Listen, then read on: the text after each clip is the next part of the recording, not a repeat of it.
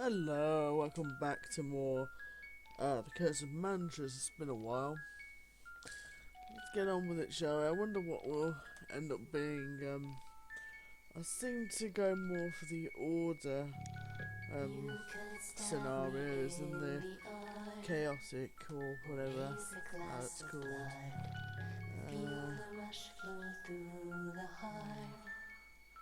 There we go.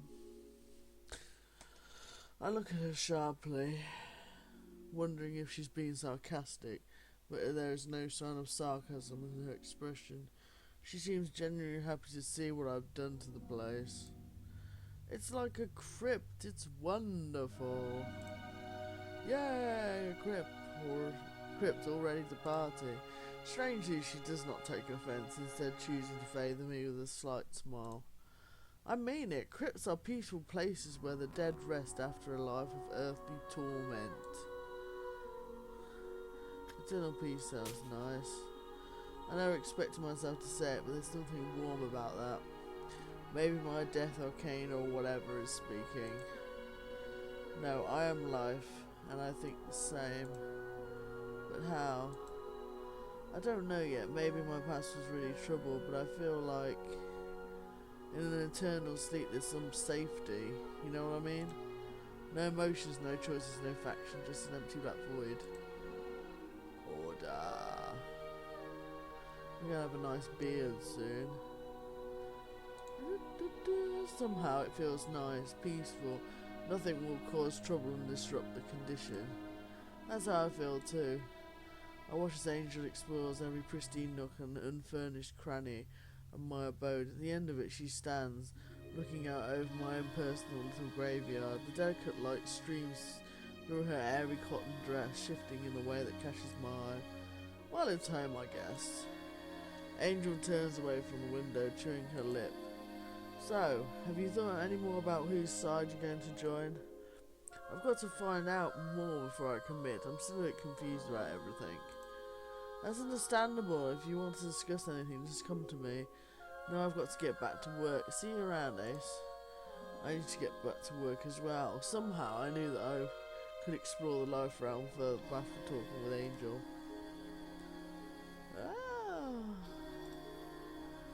What's this? Looking like battle and stuff. Oh my lord. Help. Click on a pillar! Red battles. Battles required 2 events. Optional battles. Okay.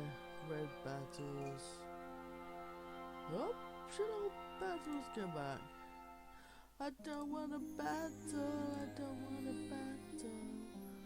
What is this? Alright, I can easily save it. Deck builder. Ace and Elise are the same set of spells. Oh my god, she's chaos and I'm sort of order. It's a map.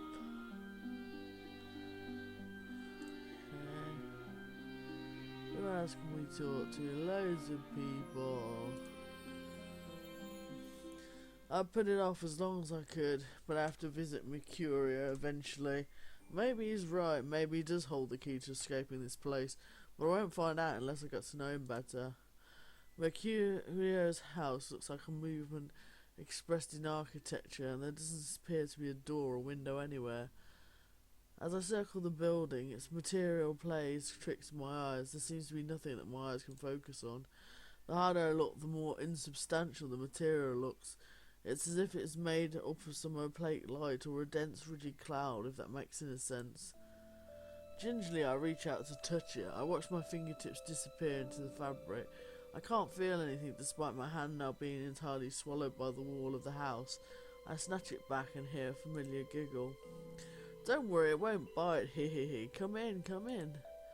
Again I cautiously test the surface of the building, and again I watch as my hand, then wrist, then arm disappear into the material. If you can even call something that doesn't induce any sort of sensation of material. It's as if my eyes are seeing something that my other senses can't detect. What are you waiting for? Mercutio Mercurio is beginning to sound impatient. Hurry up, I haven't got all day, hehehe. His impatience dissolves into submaniacal tittering. I refuse to allow myself to be disturbed by the strange phenomena presented by Mercurio's house. I have to show him that I'm strong and braver than he evidently takes me to be. Taking in a deep breath, I step through the insubstantial wall. Instinctively, I'd close my eyes. When I opened them a split second later, I found myself in what appears to be the cleanest workshop I've ever seen. That wasn't hard, was it? Mercurio's mocking tone brings into my senses that had recently been knocked every which way like a handful of marbles being dumped on the floor. What is it? I pressed the wall I just stepped through, only to find that it's now as solid as any regular material. In disbelief I turned to test the material, but now it refuses to be anything other than solid. Mercurio laughs. Ingenious, wouldn't you say? The power of imagination knows no limits if you but set it free. What do you want? What do you want from me? No, what do you want from me? Please let me out and let's discuss it face to face. Ah yes, let's proceed with order, shall we? Up. There's a nothing. Wow, you came to see me. You must have had something on your mind. Spit it out. You imply that you knew a way of leaving this place. Come on, Ace. You've only just arrived. Not your house. I mean this limbo or whatever you call it. And I repeat, you've only just arrived. Manchester will be furious if you try to leave now. I don't like being manipulated. So what you're really saying is, it wouldn't be so bad if you were top dog. Such ambition for a newbie. I want to find out what's going on. That's three excuses for your intrusion on my time and space that you've given me. Not mutually exclusive ones, of course. I remain silent, allowing my expression to speak for me. Mercurio unexpectedly smiles. It's almost devoid of its usual creepiness this time too, almost. He looks boyish, like one of those precocious kids who at the age of 12 can look up and see the sky and list off the names of every star and constellation they can see. If I was his father, I'd have already spanked him several times by now.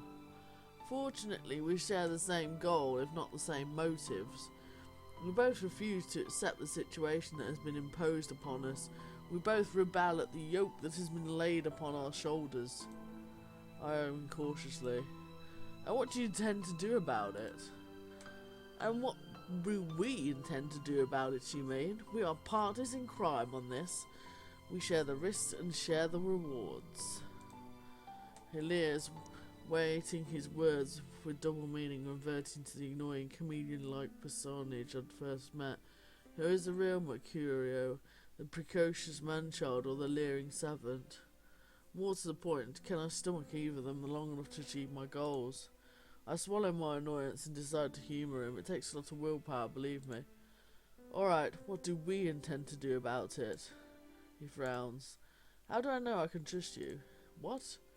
We've only just met. You could be an agent of Mantras for all I know. I grind my teeth. I am not an agent of Mantras. I didn't even ask to be here. You're rather excitable, aren't you? I'm rather annoyed is what I am. If you don't trust me, let me go right now. And don't bother me again. Mercurio regards me with an assessing stare for longer than is comfortable. Wow, you surely have a good look about you, but at the same time you have that deceiving smile. The smile of someone who can't be trusted. On the other hand, Mantras wouldn't have used an agent to keep us under his watch before. I'm not sure why they would start now. Boop, boop, boop. Let me just get a drink. Oh my lord. That's it. Nice drink for myself. I open my mouth to give him a piece of my mind, but he goes on. Let us proceed to the assumption you are merely young and naive, a tool to be moulded to fit the job I have for you. I grind my teeth to avoid saying something much worse than the sarcastic response I eventually spit out. You are so charming. How can I not look forward to working with you? From his expression, the sarcasm couldn't go unnoticed. It wasn't appreciated, but he chooses to ignore it anyway. Greater things on his mind, no doubt. like how to use me for his own nefarious ends. Well, perhaps he'll have his uses too. In my mortal experience, the arrogant ones are often the most susceptible for forms of manipulation centered around their ego. Here's what I need you to do. See if you can get close to mantras, find any weaknesses. My forte is science and engineering. I don't deal well with sentience. I'd never have guessed. You seem perfectly charming to me. He glares at me, but I'm becoming quite immune to his judgment of me by now. That kind of attitude is not going to help you in the job I've given for you, is it? It's the attitude I have when people think I'm a tool to be used. Well, I apologise for offending your delicate sensitivities, darling boy, but I'm too busy to fret over the nuances of every word I utter. You know what I mean. We are partners in this venture, so don't waste your energy or mine on being offended over every word I say. I choose what I waste my energy on myself, thank you very much, but pray continue. I certainly have more important things to do than bandy semantics with you. I doubt that very much, but anyway. He shakes his head irritably, as if trying to shake his thoughts back on track. The other part of your job is to keep tabs on those chaotic miscreants. I can't have foreseen circumstances interfering with my plans, and you can never tell what they are going to do next. And what if I decide they are more worthy allies than you? I say it boldly, and he looks at me in disbelief. And I'd say you were a very foolish boy indeed. Now run along, I've got some work to do. You'll find the wall quite passable now. I'll see you when you have some information to pass on, and not before. I leave. I was getting quite sick of his company anyway, and the fact that he seemed quite impervious to my sarcasm and insults made the effort of thinking and delivering them more exhausting than rewarding. Bloop, bloop, bloop. Let's go. The sound of a dramatic sequence of chords greets my entrance to Ash's abode. The place is decorated like a teenager's bedroom dialed up to 11. He looks up as I enter, his fingers plucking lightly at the strings of an invisible guitar.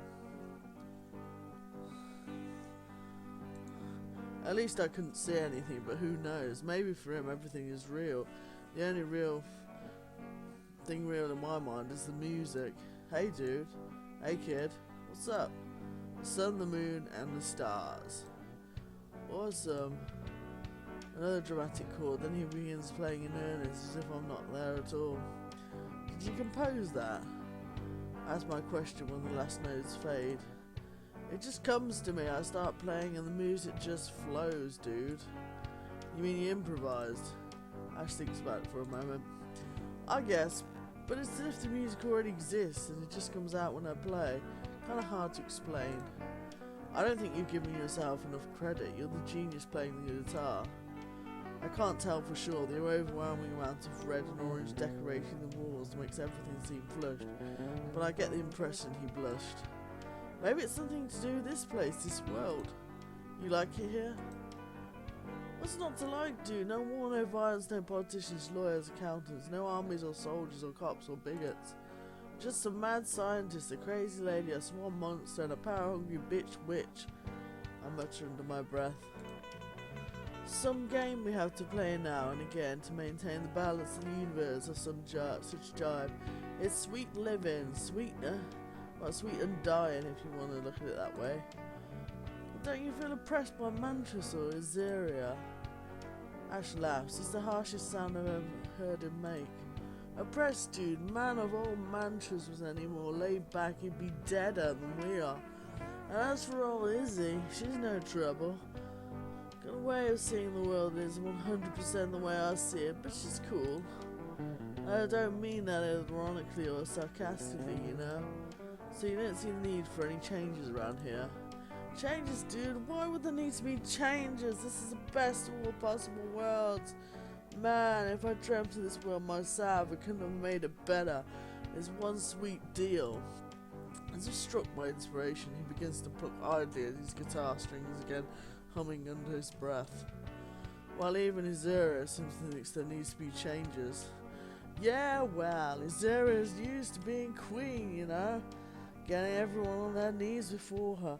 So this isn't quite the gig she might have wanted, but she'll be cool with it eventually. She'll be cool. Again he drifts off, humming while running quiet whist on his guitar. I want to be mad at him, shake him out of his complacency, but somehow the music won't let me. It has a lulling effect. She's been here a long time, right? When exactly is she going to get used to it? Ash looks at me puzzled.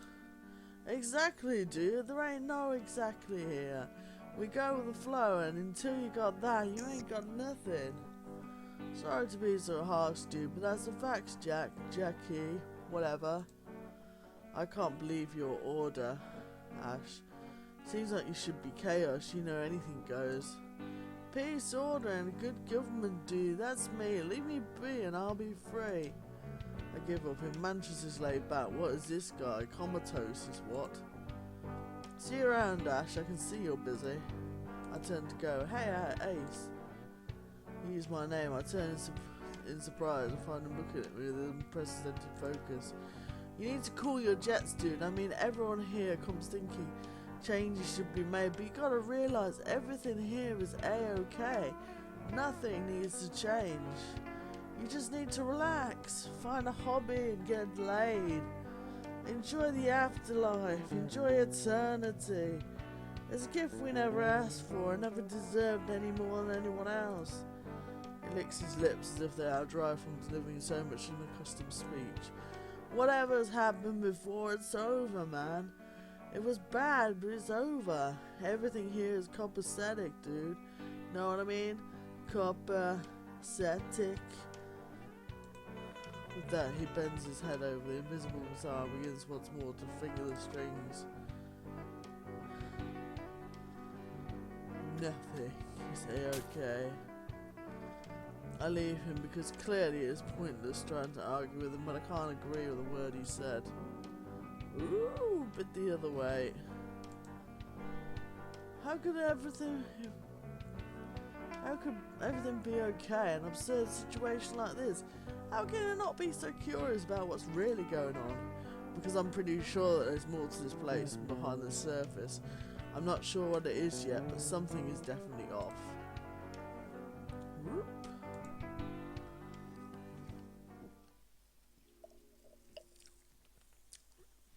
As benefits, excuse me, I'll drink.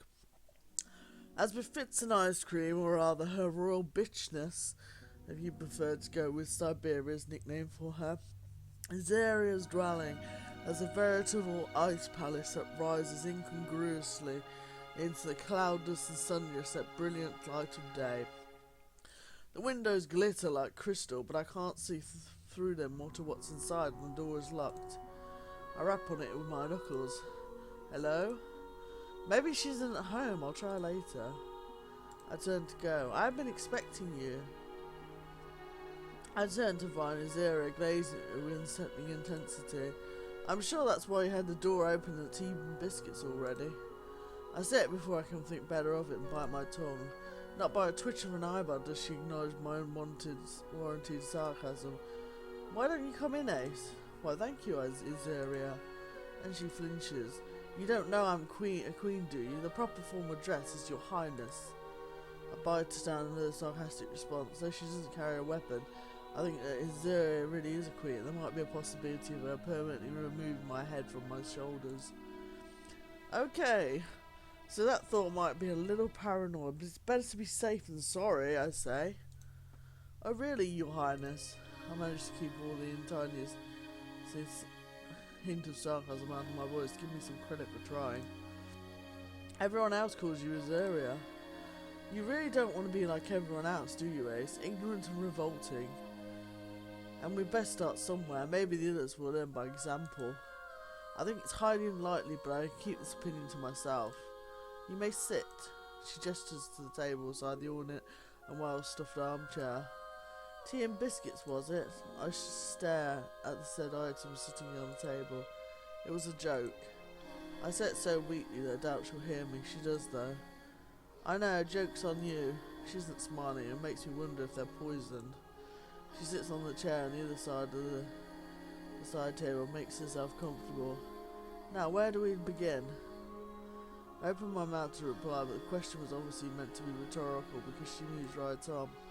I imagine you've been speaking to the others I'm sure that some of them have no doubt been putting nonsensical ideas into your head. I hope the reason that you're here now is because you know what is right. I have been here the longest, you know. So you remember the others from when they arrived, you remember their predecessor, my predecessor. For the first time since I met Azura, Queen Azura looks uncomfortable. She manifests this discomfort by ferociously scowling at me. They all blurred together. I can't be expected to remember everyone. But you've been... No, but you know you've been here for the longest time, yes. How can you be sure if your memory is fuzzy about all the others? You'd question that I was the first, that I was a queen? I don't know, maybe. It'd help if I heard your reasoning for believing those things.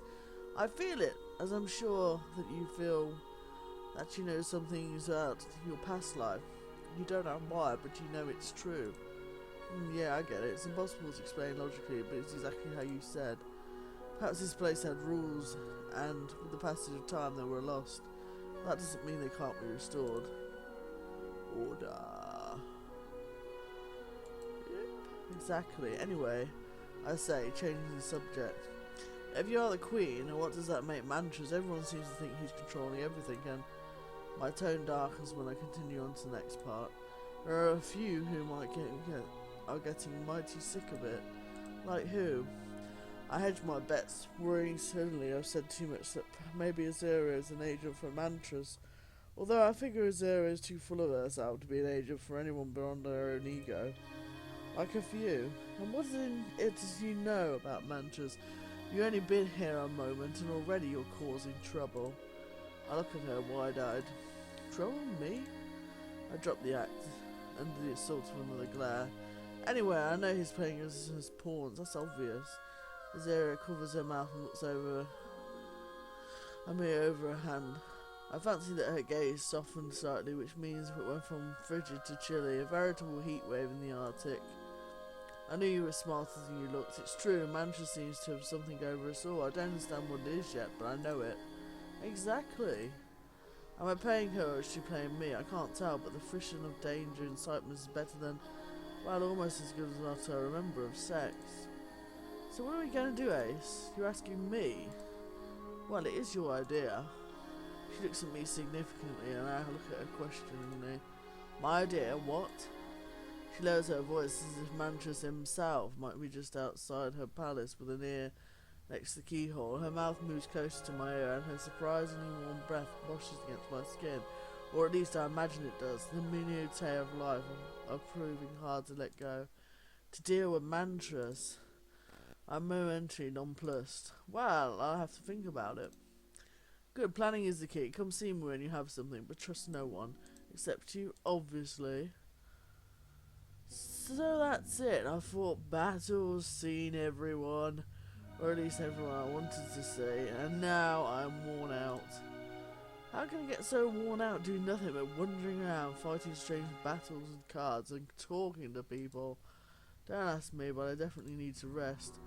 Maybe it's time to wake up to get back to reality. Say goodbye to all these friends, freaks and weirdos. It was fun while it lasted, but all good things must come to an end. I kick off my shoes and lay back on my bed, staring at the ceiling in my crypt as I wonder what I'll wake up to. Who are you waking? What did you eat last night to give you such a weird dream? Pondering this profound existential question, I fall into a deep and dreamless sleep. Third awakening. I lay awake.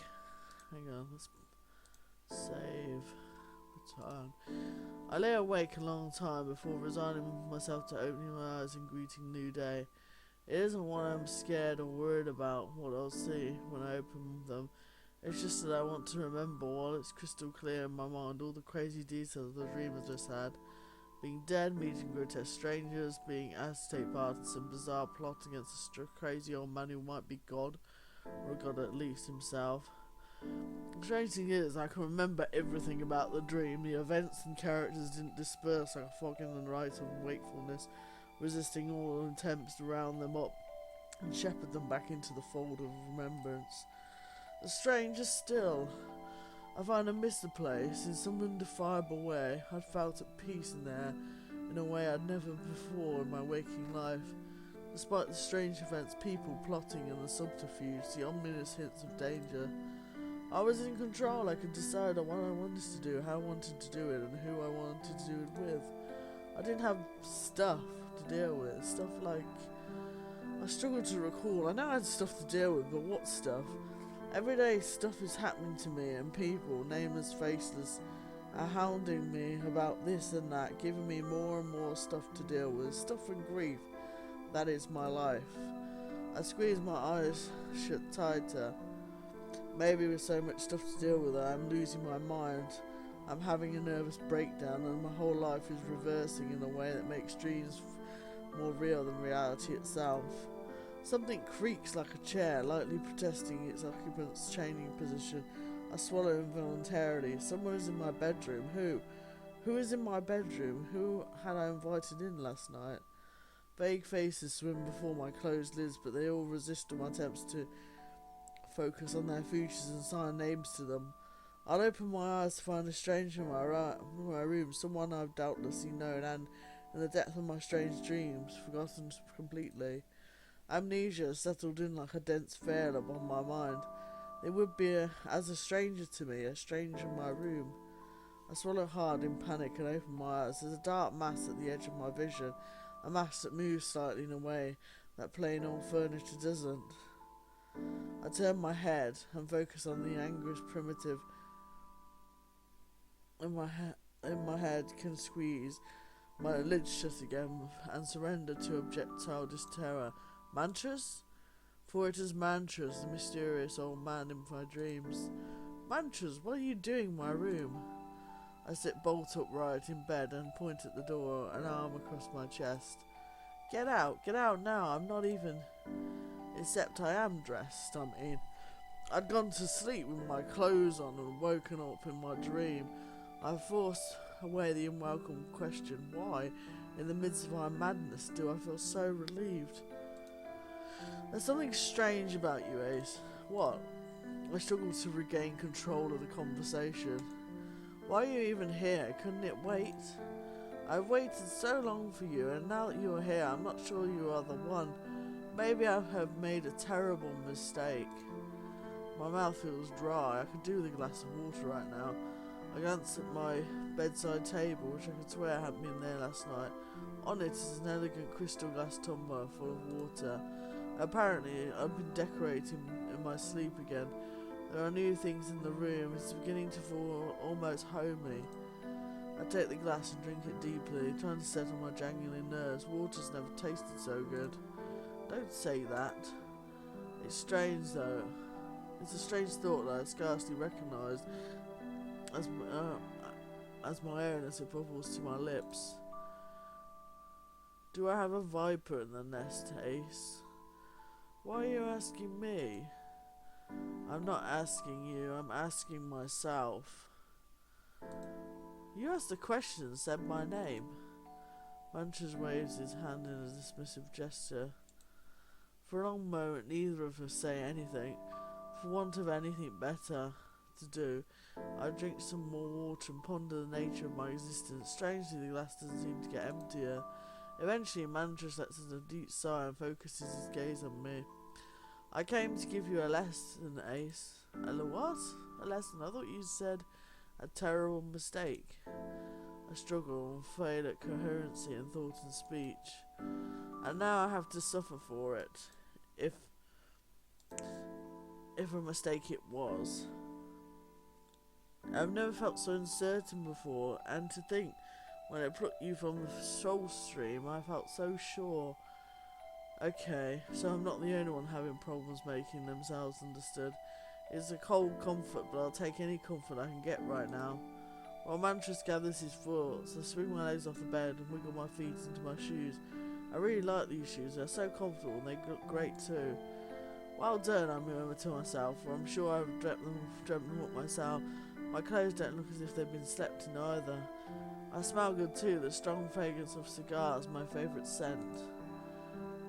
If this be the music of madness, play on. Bring the whole damn orchestra, why don't you?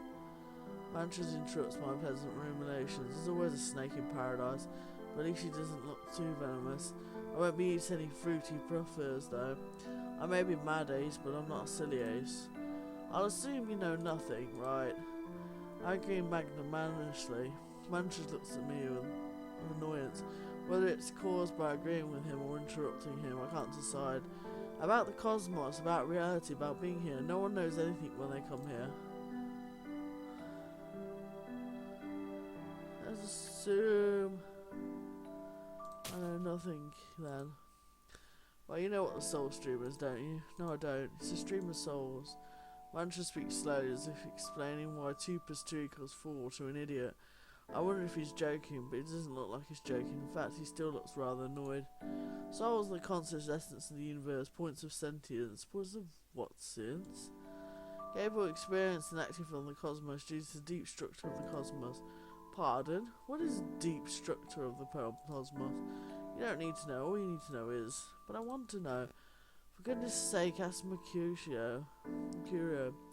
It's his area of expertise, but Mercurio is a tiny bit creepy and excessively condescending in the face of ignorant, real or assumed. I'd rather you told me since you're here giving me this lesson. I can wheedle with the best of them, not like I like doing it, but a boy has to work with the talents he's got, not the ones he wishes he had, like awe, inspiring power, and having every whim catered for without question or contradiction.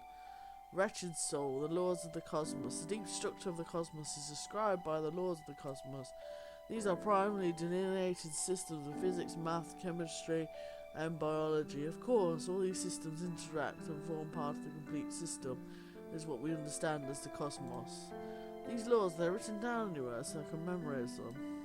He glares at me. I stare back with my most scarless expression. I was joking, trying to lighten the atmosphere, grease the wheels of learning. They're a bit rusty with me being undead and all. Just pay attention, anything you don't understand, ask the others. I'm not sure whether I have the patience. Now, due to the laws of the cosmos, which encompasses both space, time, and eternity, it happens to be where we currently reside. Souls travel with the cosmos in a torus formation. A what formation? Sorry, but at the moment I'm barely grasping the concepts of and the, and a few propositions. Manchas produces a slate and a piece of chalk from somewhere, quite possibly out of thin air, which violates quite a few of the laws of physics my now forgotten teachers have attempted to instill in me. He scratches something on the former with the latter before passing it on to me. Oh, a torus is a ring, why didn't you say so? I studied the diagram some more to avoid his icy gaze, and because it holds any fascination of its own. So this background of eternity and this fluffy cloud thing that is part of the soul's stream ring, the torus, passes through space-time. You can call it the mortal realm, specifically realms. There are many of them where souls are captured by bodies which are born and die. The bodies decay, as all physical things must, and the soul resumes its journey through eternity. I study the diagram once more and circle my finger above the torus of souls. So where are we precisely on this map? It is a map, and it doesn't describe anything physically. It describes the soul stream conceptually, so you can understand. How can I understand if you draw me diagrams that don't describe what you're telling me they describe? Manchas closes his eyes, puffs his cheek, and turns an alarming shade of red. I think I'd better smooth things over before it explodes and makes a nasty mess of the crypt that I'm still in the process of getting in order. No, really. I understand what the diagram shows, it's just that if it doesn't describe... He snatches a slate from me, produces another piece of chalk from somewhere and starts scratching furiously as muttering to himself. What a chaos there. He almost throws the slate back at me. I swallow and study the annotated diagram. He's added arrows pointing inwards and outwards on either side of the torus, and labelled them chaos and order, and added chaos and plus order next to the fluffy cloud thing that represents my old home. I feel the twins of homesickness. I don't think the mortal me ever liked school much, and here I am back in school for eternity. Is this karma? Will Manchas make me take exams for the rest of eternity? Maybe this is hell. Manchas breaks through my thoughts. Do you understand now? I shrugged, scarcely daring to speak. I am an immortal soul about to use centered attention. Eternity sucks more than I thought it would. Mantra sighs, and if to make one last attempt, he speaks again. The pillars you've already unlocked are low level. As you go up, you'll find optional pillars. You don't need to unlock them to reach your goal, but if you do, you'll receive extra rewards. That makes sense. Yes, why didn't you just say that from the start? Mantis grumbles and resumes talking. When you manipulate cards with the others, you are guiding the forces of order and chaos within the souls of the soul stream. In simpler words, from time to time, besides new cards, you might also acquire elemental aligned valiant souls. You can use them to reinforce your existing creature cards. Valiant souls? They're called valiant souls because they stay above all the others. Valiant souls are. They are, and valiant they'll always be. Or did you think all souls are the same? And I can use them to reinforce my creature cards. Indeed, as long as the element is correct, the valiant fire soul can be used to reinforce fire creatures, obviously. I nod. It is nice to be able to finally follow something Mantras is saying, even if Mantras looks like he's about to lose his patience. Good, that's all you need to know for now. Using Valiant Souls. You can now use Valiant Souls acquired in battle to upgrade your cards. You can upgrade the creature cards from the deck menu. Without another word leaves me, Mantra's visit left me feeling curious. I need to find out more. Obviously this place is more complicated than I thought. It's not a dream, but it's not reality as I thought I knew it either. It's something in between, something entirely different. From Manta's description, it has logical consistency far beyond the dream world. Indeed, it seems there's almost scientific explanation for me ending up here. Oh my god. Woo. Not that I'm a scientist, but as a mortal I'll always be interested in the latest developments. Yeah, me too. Even if figuring out how most of them work is beyond me. Leveling up cards. You can now increase the stats on your treated cards by using Valiant Souls that correspond to the treated element. There is a limited amount of them, so think carefully before upgrading. To upgrade your cards, simply click on the codex, the scroll icon at the bottom right of the map screen. Codex. Blah, blah, blah. Blah, blah, blah, blah, blah.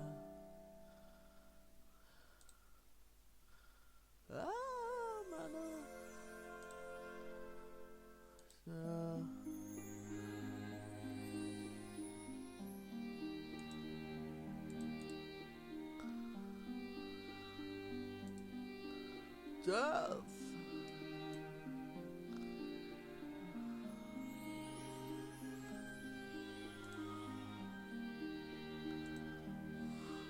Death. Life.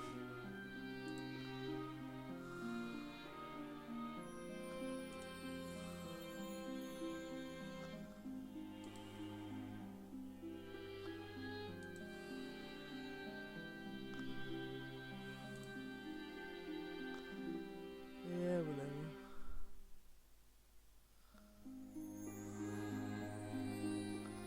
Alarm on neutral set.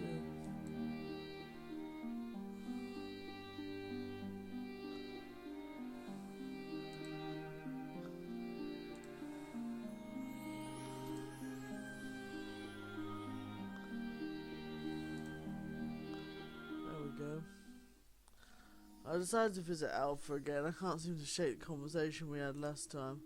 I can't be sure about anything here, but the theory is that this has all come kind of lucid dream. It's interesting. I'd love to be able to have more control than think I do. But if that's true, why do I feel like I'm going in circles constantly?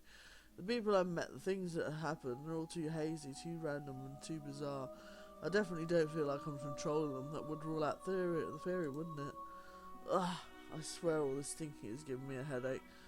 I'll just blame Alpha for that, him and his way of talking, and the distracting way his hair brushes his glasses, the way those glasses catch a light and hide his eyes, his mysterious but clear contradiction, his directness, contrast, how gentle he seems on the surface too. I haven't been able to get a good grasp on him. Why should I expect any different this time around?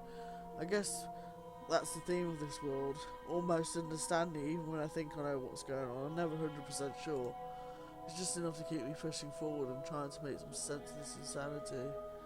Welcome back. Please come in. I do. If it weren't for the levitating hospital bed, this room would be comfortable, beautiful even. Lovely forest out in the current window, gorgeous blue flooring. It's a place that almost seems like a vacation, but suppliers still say it's a hospital. Do you have to be that formal here? What do you mean? Is there anything I can do to make you feel comfortable? No, I'm fine. As fine as I can be with a million questions waiting on my shoulder. I rub that problem air and shrug. It's better to get on with the topic, right? I can whine and complain someone's ear off, but it won't get me any closer to where I want to be. Where I want to be is free. How goes your search for information in this world? Have you found anything illuminated? It's all foggy. Even if I shine light on the fog, it would just show me more fog. But you have found something. Come to some sort of conclusion, perhaps. You wouldn't be here otherwise, correct? I've spoken with other people. Honestly, I think I'm more clueless than when I started. That can happen. More questions lead to more possibilities, not less. Maybe it's just easier to go with the flow and not question things. Alpha shrugged, seemingly uninterested in that response. Instead, he moves on by asking a new question. So where do you stand on the topic? What do you think is happening to us? Well, since you're twisting my arm, if I had to guess, I'd guess. I'm in a dream or nightmare reality. Please elaborate. I have to think for a moment. I have to organise my thoughts. It's the only way I'll make a lick of sense at all. It's just that we seem more powerless, you know, going off to what we talked about last time. I think we'd have more control and freedom if it was a lucid dream. That's a fair evaluation. That makes you feel slightly better, especially given on how offense I was when I walked into Alpha's room. Yeah, it feels like I have no choice but to obey Mantra's orders, and it's not like I can give myself extra superpowers. If I was lucid dreaming and have some kind of control there. Alpha nods but doesn't answer straight away. He looks worried. Alpha chews on his lip for a moment, and then he hails as he places his fingers in his lap. It seems like a turnaround based on his previous comments, but maybe that explains why he started to get quiet just as I started on my explanation. Are you okay? You look different. Alpha's face turns slightly, and then he faces me, eyes searching mine. They're so blue and unyielding despite the obvious concern. Have you remembered anything from your past? Anything distinct? No. I shake my head and sigh. If only. But then I'd have even more questions for you, so wait, why? I remember something, nothing clear per se. It's foggy and more of a feeling than a true living memory. I feel I did something influential. Isn't that good? Alpha shakes his head. I don't know if it was good or bad, only that it affected many. It's making me uncomfortable. I have a bad feeling about it. Don't worry, perhaps you'll remember more and everything will be clearer. I pat his shoulder and tried to share my hope with him. I've never been great at comforting others, but it's worth it, to at least try, and I believe in him. I believe that with enough time and effort we will find answers. We definitely have enough time. The effort part will depend on us.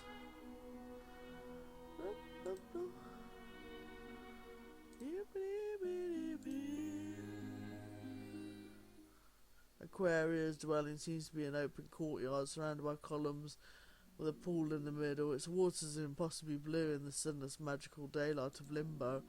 Around the edges plants grow with sprays of brilliant flowers, every colour of the rainbow. Birds skim the gently rippling surface of the pool, no doubt feeding on tiny insects. Other more colourful bugs flit from flower to flower. Even in the afterlife, it seems that nature, or Aquaria's manifestation of it, keeps on working. I wonder what that says about us humans, or this human at least. It is a veritable metaphysical puzzle, that is for sure. At one end of the pool, the immense fountain feeds a waterfall, ceaselessly churning the water. Next to it is a rough-hewn stone seat. Well, I have nothing better to do. I sit down and wait for Aquaria to appear. I must have gotten lost in my thought, because the next thing I remember is a soft giggling from the water at my feet. Aquaria is looking up at me and laughing. You were so deep in thought, and I wondered if you'd even noticed me. Why? How long have you been here?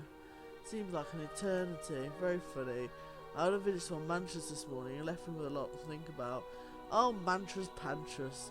Don't worry about him. Come for a swim. No, thank you. Oh, come on. It's not as cold as it looks. In fact, it's totally warm. Just the right temperature. Beautiful. It's not that. I can't swim. I'm afraid of the water, you must know. Pish posh. What is there to be afraid of? You can't drown. You're already dead. That may be, but I still don't like water. My soul is allergic to it. That's ridiculous. That's like me saying I'm allergic to air. You may be amphibious, but I am not. Aquaria frowns at me, perhaps due to her normally sunny disposition. It seems scarier than it should be on a pretty youthful face. I'm not going to ask again. Good, because I don't need food again anyway. I'm not quite sure what happens next, because it all happens so fast. All I know for sure is that suddenly I am in the water splashing behind a maniac and fighting for my life, while Aquaria laughs herself into a fit beside me. Get me out! Get me out! Down we go. What? Then my mouth is filled with water. The whirlpool opens in the dark water beneath me. I'm sucked down with barely a chance to scream. Furious, I lash out at the water around me, and the water around me explodes into a seething mass of bubbles that tickle my skin as if it's around me. Still being pulled downwards, I force my eyes open, my lungs heave in panic, taking in water and dragging me. The panic I felt is still there, surging through my body, but I discover that I'm actually breathing the water as if it were air. Or perhaps I'm not breathing at all. I'm being immersed in water is functioning the same thing as being immersed in air. I stop descending and kind of hang there, getting my bearings and wondering where Aquaria had disappeared to. I am furious. Curious and perception overcomes my fear. My mind clears as it does. I wonder where I'd gotten the idea I was scared from water from. I realised whether this was an afterlife or a dream, I can't die for real, so why be afraid of water? It is a rational thought that calms me down. I look around, the water's blue, clear and warm, just like Aquaria had promised, with no bottom visible. Above me the surface ripples like liquid gas. I swim in a hazy circle, breathing in the water deeply whether I need to or not. Even the possibility of it is intoxicating. Ooh. Yeah. I'm free for any known physical rule and it's great. After some time I decided to swim back to the surface where Aquaria is waiting for me. You enjoyed it, I saw you. In the end, yes, but at the beginning I really thought I was going to drown. Aquaria giggles. You can't drown, silly Ace. I encourage you to explore your new powers. You're still way too stuck in your old mindset, your mortal way of thinking. You will never reach your full potential if you don't expand your horizons, if you don't break your current way of thinking. I want to linger, but Aquaria's mercurial nature soon tires of my company. She wants to show me things at first, but left to swim on my own, I'm too clumsy and slow. Her only option is to drag me along in her wake, but she gets fed up with that soon enough. You know, your next awakening is your last before you are forced to choose your alignment, assuming you haven't already. I open my mouth to tell her, but she quickly places a slim finger on my lips. I like surprises. I'm curious to see which alignment you'll choose, whether voluntarily or not, but she shrugs and does a carefully backward flip. I can't wait. Maybe we'll be playmates, maybe immortal enemies. Otherwise, for me, it's been good knowing you, Ace, and I'm glad you conquered your fears so that I could show you my realm. This dismissed, I leave Aquaria's realm, deep in thought about what she had told me and shown me.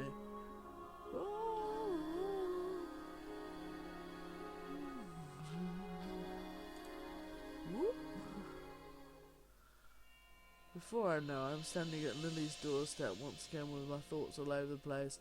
I'm stupid for coming over and seeking her out when I know that we're not supposed to work together.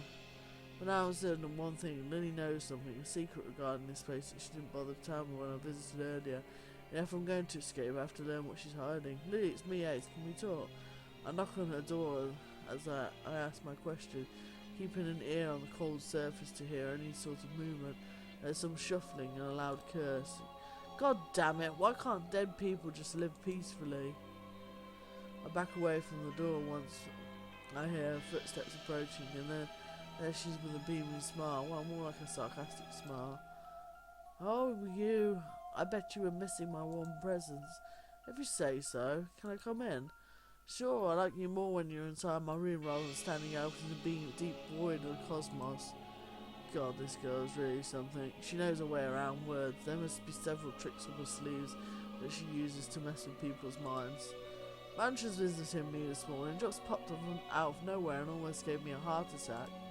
It's a good thing you're dead then, otherwise dying from a heart attack is a very painful death. There she goes again, playing with my sanity and patience.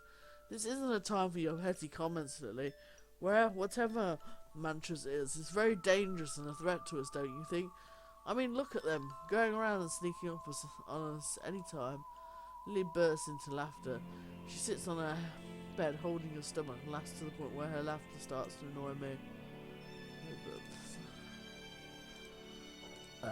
Were you doing something then? Perhaps something funny? She says it with a smirk while I grit my teeth in frustration. I need to hold my temper and be patient with her. She's a total nutcase who's trying to make me into one too. I'm sorry, it's just the way you said it while looking so angry. It was cute, but that's how Mantras is, and believe me, they have pulled that stunt on me so many times it's gotten to the point where I now know when they're going to appear and when they're not. Lily laughs at the situation like it's an ordinary thing. I am surprised hearing her words. How can she be so calm regarding this whole situation? And why the hell does Mantras suddenly appear in her room? They are invading our privacy. I mean, you're a woman, they shouldn't be doing that to a woman like you. Like me? Do you mean to say that a woman that is beautiful, funny and smart, who is all alone by herself and dead, Mantras don't have any kind of interest in those particular features? To Mantras, you and I are more like their pawns. We are two death avatars in his afterlife, and they're more like our ruler. But I find that quite suspicious. They behave like a king and act rudely. The previous two death avatars before us disappeared mysteriously. I have a feeling that he's involved in their disappearance. She was in a daze while replying, lost in her thoughts, her hidden thoughts. That's when I realised that I've shared too much information with her, or she has shared nothing with me. She's keeping me in the dark, which makes me angry. You're hiding something. You know, something right. I know you're hiding a secret. What are you talking about? Have you lost your mind? I don't have a mind, Lily, and if you don't know, we're both dead and trapped in the afterlife. On there is a person that follows deaths everywhere while we have to act like his damn pawns. I am panting after yelling at her. She, on the other hand, looks unbothered. Geez, you don't have to ruin my ears. I'm dead, not deaf. You're playing with my mind again. Was this your intention all along? To somehow get me vulnerable and tell you everything, huh? Did Mantras tell you to do this? I bet that thing did. I bet you're working undercover as a spy here. To keep an eye on me, to make sure I don't escape this place, to make sure I follow the damn rules. Oh my lord. Wow. I'm not working for anyone, not for Mantras, not for anyone out there. You can't feed me any more lies, Lily. I'm not someone whom you can make a fool out of. I'm also not someone who will sit back and follow whatever Mantras says. I will make sure to escape this place and figure out what you people are trying to do. I'm not his spy. I am an avatar too, but unlike you, I don't mind following the rules here. I have been in your shoes, your rebellious shoes. I've already done what you are trying to do, and here's a word of advice. There's no escape from here. I've had enough of her. It's time to take action. Throwing her a glare, I turn around to leave when she grips my forearm and makes me look at her.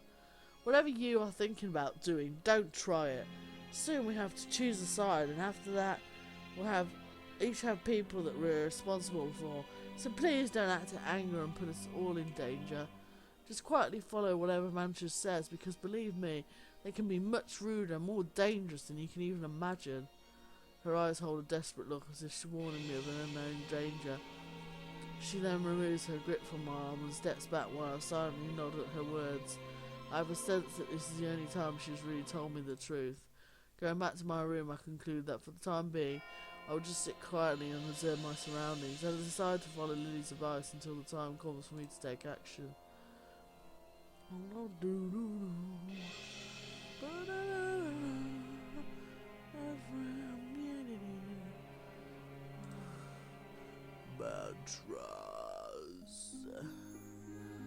and water life, death room.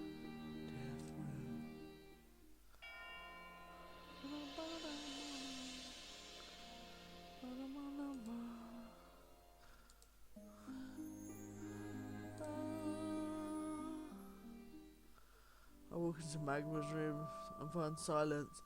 Even the roar I expect from the volcanoes outside is muted. As if her silence affects everything around us. Excuse me. I chew my lip. Her silent and not borderline homicidal tendencies make me pity her. Slowly I move closer. I don't exactly want to touch her, but she deserves to be comforted. This hell isn't just mine, it's hers too. I sigh and sit next to her on the floor. I reach over to rub her shoulder, but my hand hovers. I have a feeling that she'll slap me if I touch her, or worse, she'll cry, and how can I deal with her crying? I clear my thoughts. What's going on, Mag? Magma adjusts, and then faces me directly. She opens her mouth, stops, and she shakes her head. I think I remember something. Well, sort of. More of a feeling than a memory. Okay, go on. Magma hesitates and falls from her crouch position. She exhales slowly and rubs her thighs. I feel like I was used, but worse than that. Like, I was close to someone and then they used me, got what they wanted and tossed me to the side. I'm terrible at consoling, so I just stay silent and hope that she continues. Thankfully, Magma doesn't seem capable of stopping now. Nothing is clear, which makes it harder. There was love and devotion to something or someone who was really dark, like death, definitely death. Her eyes pin me and I shrug. Maybe the last Death Keeper? Magma nods and then swallows. But after all that love, there's just nothingness. There's an empty void of nothingness, where nothing but betrayal exists. I stare at her, waiting for more, but her golden eyes bore into my soul. If I have a soul, or I am a soul, I don't know. But I know she expects an answer, and she definitely expects me to give her one. I reach over to touch her face to comfort her any way I can. She might be violent and paranoid, but I don't like seeing her so nervous and on edge. It makes me feel almost guilty. She jumps away from my hand, staring at me and my hand with terror. Swallowing my hurt, I force a smile. How do we go from her strangling me to look at her, strangling me to her looking at me as if I'm going to kill her right here and now? I can't stop the laugh. I think I prefer you looking like me at that rather than you attacking me. She doesn't laugh and she doesn't scoot closer. She still leans away from me, watching me with a mix of distrust, totally normal, and fear. I sigh and drop my hand, rubbing my leg instead. I look away, trying to break whatever tension is between us. Oh my lord. I'm not going to hurt you, I'm definitely not going to betray you. I mean, I have no reason to at all betray you. How? Still, she silences as if nothing I say matters. I chance to peek at her and her analysing me carefully. Her eyes are hurt, confused and nervous, less crazy, more intense. I'm not sure if she's anything more to say, but can only assure her so much before it sounds like I'm defending myself. There's nothing more to say to her. She has to make the choice whether to trust me or be around me at all. So I stand and take a step towards the door. I don't necessarily want to believe things like this, but everything that's happening is a curse. I pause, not facing her yet. She could still choose to attack and take care of the threat she sees in me. Maybe Mantras is behind it, I don't know. How are you sure it's a curse? How are you sure it's this Mantras? Amma inhales heavily, so I look over to her. She shrugs. I don't know anything for sure. I don't have evidence, but I feel this.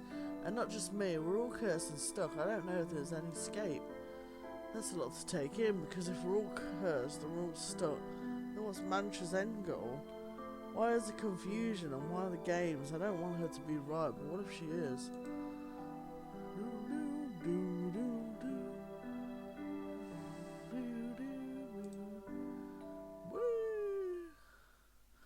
The harbinger of death returns.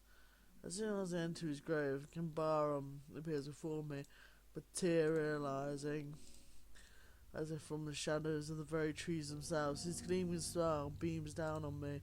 I can't be much of a harbinger if we're already dead.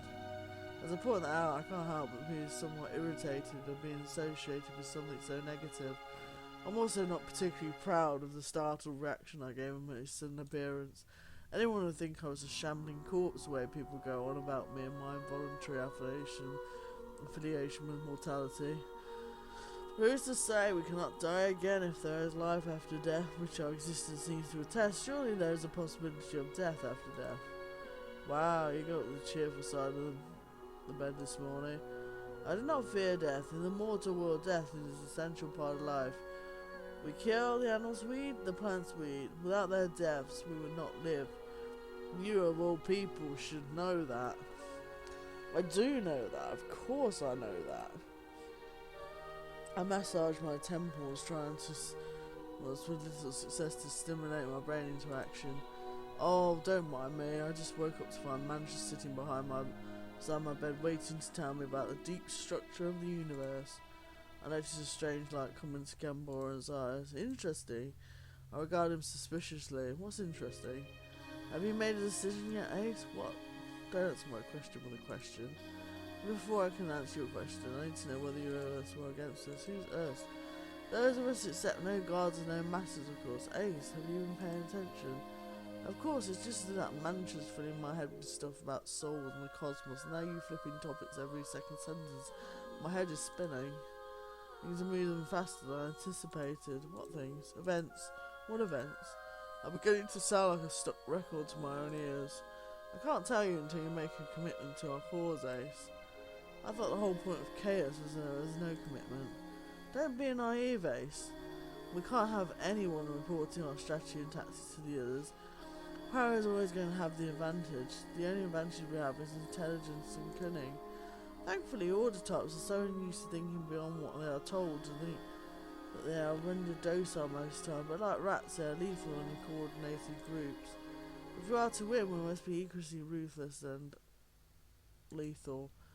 The others, you mean Azera and her crew? Azera acts as she's the queen of everything. We all know that the power in the universe is in the hands of death. Yours and Lily's. Lily, sorry, but she didn't strike me as particularly dangerous. Appearances can be deceiving, Ace. So which side do you think about joining, Ace?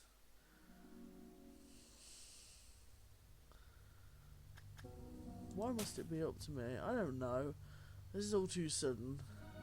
Does she consider that this meant to be a turn? I mean, I thought I'd be able to relax here of all places. Gambara looked aghast. The fate of the cosmos hangs in the balance. You want to relax? You're awakened now, Ace. You must take your responsibilities seriously and act decisively. I thought that once I was dead, I wouldn't need to choose again. That everything choice was already made. Woo! In other words, you thought you would just obey whatever laws and restrictions waited to you without any free freedom. How disappointing. Everyone stands up and with a serious tone concludes, this is not the place for how and what, Ace. This is the time for your decision. If you don't make the decision yourself, your heart, through your actions, will make it for you. Chaos or order. The choice is simple, but now go and do what you must, for the fourth awakening will be last as neutral awaken. The die will be cast with your words or by your actions alone.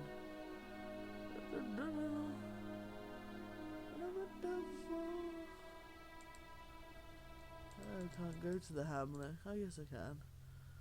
The Hamlet.